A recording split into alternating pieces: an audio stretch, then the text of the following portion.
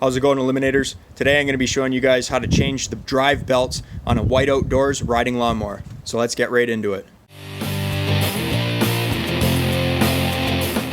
Now, laying up underneath the machine here, we can see there's quite a bit going on. So you might think that you'd have to remove all of this stuff. However, I don't think you have to. First thing I'm going to do is I need to free up some slack on this drive belt system here, but I'm also going to go ahead and remove the large spring that holds tension on the upper drive belt so that I can start loosening some things off. And if I have slack on that belt, and then that will allow me to move my stack pulley back there up and down, and that will allow me to get some extra slack on our bottom belt, to which I can then come to the front of the machine here and possibly drop that stack pulley. And then using the extra slack on my drive belt, I can go ahead and pull the drive belt forward, and then I can go ahead and drop it down to the point where it passes the crankshaft, and I can pull it through all of this all the way back to about the middle of the machine. That's the plan anyways, because you don't want to have to go ahead and remove all of this stuff. So like I said, I'm going to start by disconnecting that spring up there for the upper drive belt idler. Once you get that spring off, it will put slack on this rear belt. The only issue I'm having here is the space in between the pulley and the frame of the machine, so I might have to take that nut off and pop the pulley up. So I just used my rigid impact drill here with a 7/8 socket and an extension, and I was able to get that nut freed up on that transmission. Now, I didn't have to lubricate it. This freed up on its own, but what that allows me to do is just pull that up and out of the way so I can get that belt out of there. So I'm over here on the workbench. I got our belt here. You guys can see just how bad this thing is. And a lot of variable drive belts, such as this one, you'll see just in the same shape as this. And the reasoning behind that is, again, because of our variable drive system here, that belt is riding on this inner pulley here. So as that pulley is moving up and down and changing your gear ratio, your belt is chafing up against this pulley. And on this one, this came off of an MTD, I believe. We can see there's a little bit of rust here. You know, it's not very smooth. There's a little edge to it. And over time, that will chafe your belt, and you'll end up getting a belt that looks just like this. So again, you know, that was quite easy. Couple little steps and that came right off. Now we can move on to getting our lower drive belt off. So as long as that center pulley on your variable drive stack pulley there isn't seized, you should be able to move that up and down. And with the combination of the return spring fixed on our pedal there, it should provide you with enough slack on the belt to just be able to pull that up. That's the belt keeper right there. You can just pop that right through there. And on our variable drive here, you can see that they've given you enough room to slip the belt in. I know that's a 5/8 belt, so it's thicker, but they've given you just enough room in between the pulley and the frame here to be able to slip that through. So I'm running into an issue at the back of the stack pulley here. I can't seem to get the 5/8 belt through in between the frame and the pulley. So we can see that the base of the stack pulley there, you guys can see it's that black bracket with the number on it. It has two what look to be self-tapping screws going into the side of the frame. So I'm going to come over here and then I'll loosen off those screws and loosen off our stack pulley. So I tried to loosen them off with a 1/2-inch wrench. That didn't work out too good. So we went and used a little bit of leverage to our advantage by using a breaker bar and a 1/2-inch socket. And I was able to come in here and loosen both of those bolts there. And then, like I said, I should be able to just move the stack pulley over slightly and get that belt out of there. Now just remember that you don't need to loosen them off too much. You can see we got lots here. If you loosen them off too far, then you're gonna have to find the hole and reposition it, and it's not good. So just loosen them off to the point where you can rotate it enough to get your belt out, which I'm gonna do right now. And just like that, I was able to get my belt off. So just word to the wise, if you can't solve the problem, try to find a workaround. We accomplished the same goal. So now I can move on to getting the belt off of the front. So now I have to fish the belt, which we have loose back there. I have to fish it through all of this up here. So I'm probably just gonna come to the front where it hooks around, and looking at it right now, I can see there's a couple belt keepers up there. So I think the easiest thing is just going to be to take that stack pulley bolt off, slide that down if it's not corroded to the crankshaft, which I hope it's not, and then simply just pull the belt off and then I can go ahead and loop the new belt through. Okay, so I got the bolt out. The stack pulley here is loose. I've been able to wiggle it a bit, and I just got to pull my belt forward a little bit to get enough slack so that I can just loop it past the keepers and just drop that straight down. You can come up here to your idler and just start popping the belt off just like that. Just try to remember the way that the belt went, and you should have no problem putting on the new one. Okay, so I got my bolt out, and my stack pulley here is loose to the point where I should just be able to drop it off like that. All I did was brought my belt up a bit to give me a little bit more space to move around. Also, make sure you don't lose your key, because this is either a keyed pulley here or, yeah, it's the stamped kind.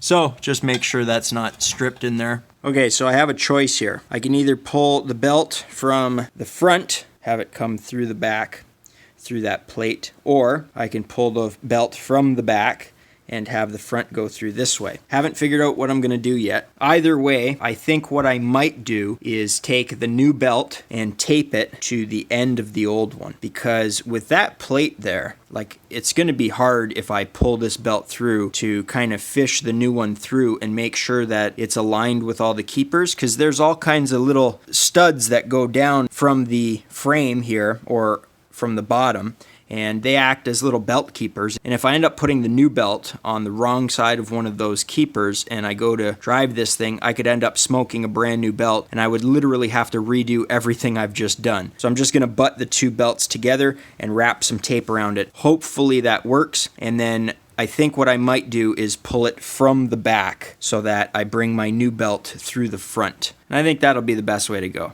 But this is all trial and error, so we're going to find out. But I do this kind of technique with old fuel lines on snowblowers, where you basically tape a new fuel line to the old fuel line, and on the old Tecumsehs, the fuel lines go through a little space in between the engine block and the flywheel.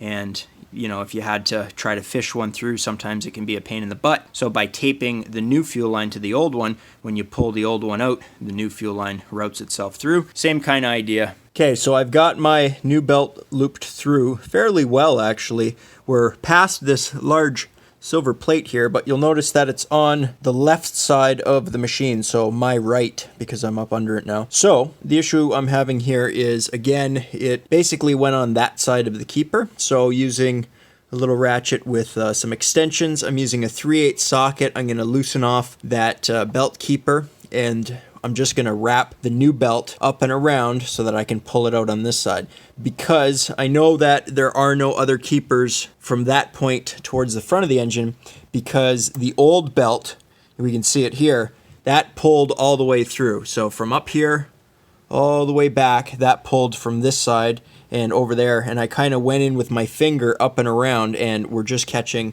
right on there. So I should be able to remove this, get my new belt wrapped over onto the other side of the machine, and then pull it through. Okay, so using our old belt to route our new belt through worked out pretty good. I'm actually quite impressed. It worked better than I thought it would with minimal issues. We have to remember that this belt routed through like this. So what I'm going to do is just route it through like that for now, and I'm going to come up here with my thumb, push that belt past that hole. Sorry if the lighting's bad, but I'm doing what I can. And we're going to push that belt past the hole, and I'm going to get that little belt keeper. It's just a bolt with a little piece of metal tubing on it, and we're going to make sure that our belt is on that side when we put it back in, so that when we do go to run this machine, we will have no issues of burning a belt. Now, it might be a little difficult, but you'll end up getting it. That hole is kind of tricky to get the bolt in because there's not a lot of threads past that little tube, but I was able to get it, and that's good. The belt is on the proper side now. And before we go ahead and reinstall our stack pulley, I'm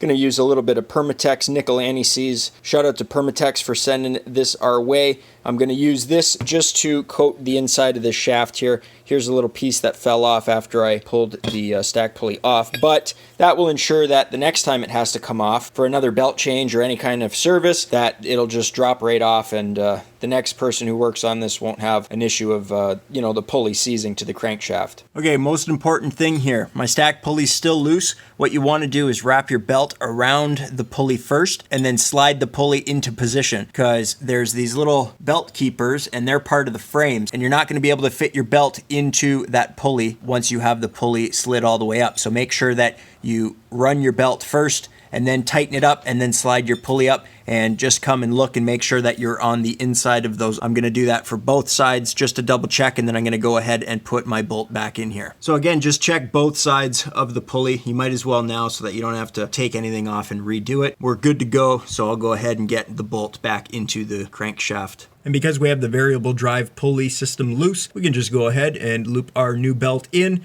As soon as I get that into the lower position, I'll go ahead and tighten up our stack pulley again. So it should look a little something like that. And then you can come up here and just route your belt through this idler system here. I just had it popped off to give me a little extra slack at the back end there. Okay, now with your new belt installed, we're just going to come over here to my pedal, and I'm just going to push that down by hand, and we're just going to be looking and seeing if there's any binding, and everything seems to be okay. And I know that I said before that I was going to lubricate the stack pulley with the belt off, so I think what I'm going to do is use a little bit of my liquid wrench here, and I've just got a little bent tube, and I'm going to go in here and I'm just going to lubricate the top part so that I'm getting at the shaft where that centerpiece rides up and down. I don't want to use too much because I don't want to soak the belts and run into a belt slippage issue. However, just getting a little bit on that top section should soak into the shaft and lubricate it. It's moving good now, so I'm assuming that it was just seized up because maybe this thing sat for a while, he got on it, went to drive it, and then it just seized up on its own. But everything is moving as it should freely, and like I said, just testing it by hand, we can see that the centerpiece is moving up and down, which is good. That's what it's supposed to do. So a little bit of lubricant should help that out a bit. Now we can see that I have a little bit of excess on that upper pulley section. I'm just going to go in there and wipe it off with a little shop towel. And then we'll go ahead and route our upper belt. Okay, so going back to the transmission pulley, we had to pull that off. What I'm going to do is just loop the belt around the pulley, slide the pulley in and get that situated first, making sure that my belt stays within the pulley. So before you go ahead and tighten that pulley down, again, just make sure that there's not going to be any binding. Maybe spin it a little bit with your hand, then go ahead, wrap it around your idler, and then we can go ahead and wrap it around our stack pulley. Okay, I'm up under the machine. I'm going to take our idler bracket there, and we're going to reconnect the spring to this little hook here. That's the one that goes back for the throttle and whatnot. So I'm going to hook that up now. Okay, so the hardest part is getting your rear upper belt spring hooked up, because you're going to kind of blow your arms out, but you'll end up getting it. You just want to make sure that your belt doesn't slip off the pulley, and go ahead and just give your pulleys a spin, make sure nothing's binding.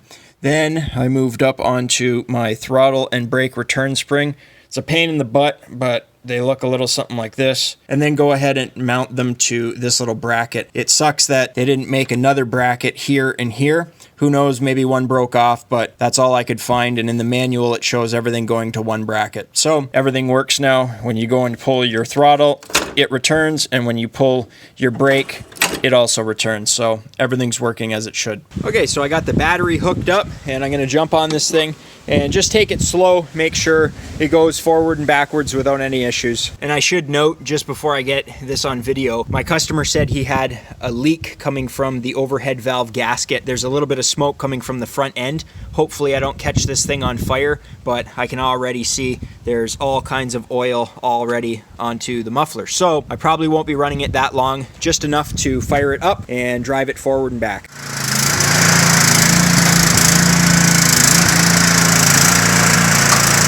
Okay, so like I said, the engine's smoking pretty bad. It definitely needs some work. However, this machine definitely drives now, and it goes forward and reverse. The variable speed works because the farther or the harder that I press the throttle, the faster it goes. And if you were wondering what that belt is below, that's just my deck belt. He just wanted me to make sure that the transmission wasn't seized up, and if I could get it to the point where it would drive, then he wanted me to change the belts. So he's got about $73, $74 in belts, and apart from that, this machine's ready to be returned back to him. Well, that's it for today's video, guys. If you enjoyed it, think about leaving me a thumbs up. You know, it really helps me out.